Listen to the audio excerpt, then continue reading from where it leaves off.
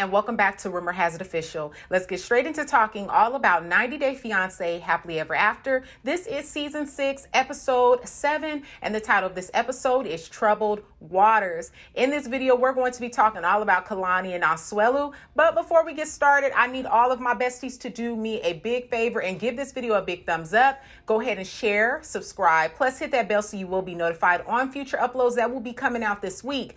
I want to welcome all of my new besties to the channel. I appreciate you for hitting that subscribe button, for turning on that bell, and for just being a part of this channel. This channel will be nothing without all of you, new and those who have been rocking with me since day one. So I want to thank you. I want to let you know I appreciate you. And I'm excited to get into this recap because it was a lot going on. I got some water over here because I'm going to be doing a lot of talking. Without rambling too much, I'm going to go ahead and get started. If you're new, I always read from my handy dandy phone here. I like to read from my notes so that way I stay on topic and get out the points that I really want to discuss. I don't want to leave anything out. So let's go ahead and get straight into it. So Asuelu starts this episode off looking sad and pathetic, but that's nothing new, right?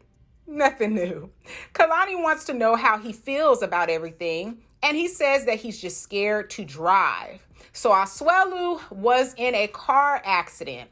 Now, I knew that this accident was going to be something Kalani used as a reason she decides to stay with him because she knows she's been doing all this talk about divorce and going to see lawyers. Sure enough, Kalani is on that bull crap once again, okay? She tells the camera crew that Asuelu's accident helped her to see clearly on what she really wanted. It helped her to realize what she really wanted. And she says that she doesn't want him out of her life and realize that she really does love him. I feel as though you have to be very careful of your emotions. Your emotions will have you in a whirl of a mess. It will have convinced you that you should stay in a situation that you clearly should walk away from. But those emotions, that emotional connection, why do you think sometimes some men manipulate women? They know if they can get an emotional connection for you, it might take you some time. Not saying you probably won't leave or you never will leave, but they know that they can kind of continue to play you off those emotions, that it'll take you some time before you actually walk away, or some women just won't. Or something like in her case happening where there's a car accident that happens, something happens where that person is in the hospital, and then you feel like you need to stay and be with that person. I just feel like, we have to lead with common sense, okay? Let's just do that. Let's normalize leading with common sense. The accident doesn't change the fact that you two have a toxic marriage. It doesn't change the fact that you two don't know how to properly and effectively communicate with one another. Doesn't change a thing. Now, Asuelu will never completely be out of her life because she said, it made me realize I don't want him out of my life. I don't want him out of my boy's life. Asuelu will never be completely out of your life just based off of the fact that you have kids together. So you still have to deal with one another to co-parent. Asuelu will never completely be out of her life because they have kids together, but that doesn't mean you have to stay with him or in a marriage that is unhealthy. I bet that accident was Asuelu's fault, though.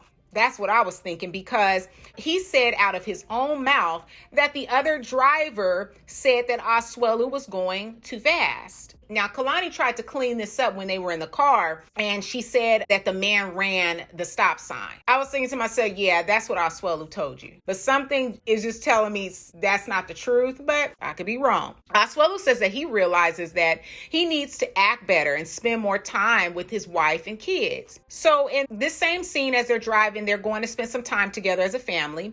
And Asuelu tells her that he planned a romantic getaway for the two of them for 2 or 3 days, he says. When Asuelu said that he just wants to cuddle, share the energy from their bones, and just to feel love from one another, I instantly thought, I hope this chick is on birth control. I hope this chick is on birth control, or either she has her tubes tied, because it sounds like to me he is trying to get her pregnant again to ensure that she's not going anywhere. Because Lo already informed him, Kalani is thinking about divorce. So now he's trying to clean up And he might even just be trying to get her pregnant again. So he feels that, okay, the more I get her pregnant, the more kids she have, I'm locking her down. She ain't gonna go nowhere. She won't leave me then. Now, Kalani, she wants to bring the boys and her mom. She uses the excuse that she breastfeeds all night long, but she can't pump her breasts and then store the milk for the youngest unless she's breastfeeding both the youngest and Oliver, the oldest. So Asuelu tells her bringing the boys and her mom doesn't work for him because last time her mom jumped in on their conversation and he didn't like that. So they flash back to when they were in the car and they were all, going to this house, renting this house as a family to celebrate Oliver's birthday. And that whole tension that happened where him and Kalani were going back and forth in regards to the roles of a woman. And what Asuelu felt the role of a woman, of a wife is. So what mom, you tell me, what mom wouldn't jump in hearing a man that also happens to be her daughter's husband calling her a lion bee? Because y'all remember that, right? You remember when Asuelu called Kalani a lion bee. So would your mama sit in the car while